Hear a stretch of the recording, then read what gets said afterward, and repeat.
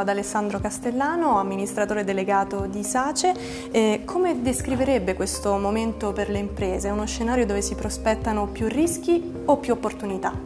Ma direi che lo scenario appare secondo me con entrambe queste due variabili, cioè c'è uno scenario con più rischi e uno scenario con più opportunità. Come ricordavo prima, questo new normal che viene definito da alcuni economisti è uno scenario nel quale le imprese dovranno abituarsi ad avere più rischi, però positivamente, soprattutto per le aziende come la nostra, ci sono una serie di cassetta degli attrezzi, per cui una serie di strumenti che possono aiutare le aziende a navigare in acque che qualche volta possono necessariamente diventare più agitate del solito.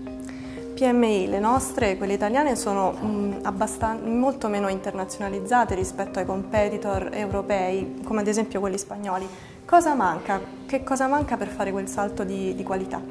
Beh, diciamo che anche qui vanno visti i lati, direi entrambe, i lati positivi ma anche i lati negativi, cioè il PIL spagnolo è un PIL molto inferiore a quello italiano e per cui questo fenomeno sembra accentuato.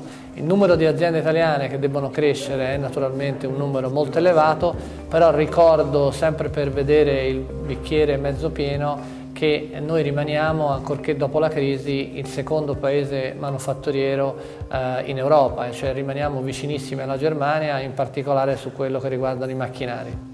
Parlando invece di innovazione e tecnologia, l'Italia è al 17° posto tra i paesi più connessi. È un posizionamento non di certo buono, ma che forse però lascia delle opportunità.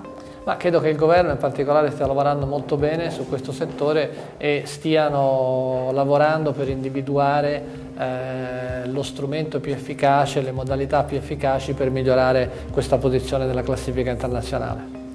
In Toscana SACE ha servito più di 1000 imprese e oltre 1 miliardo di euro di operazioni sono state erogate.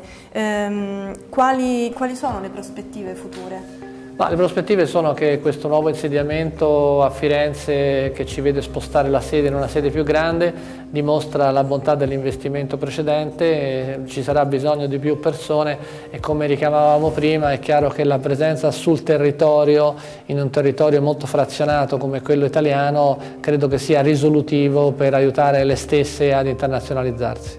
Ringrazio Alessandro Castellano, arrivederci.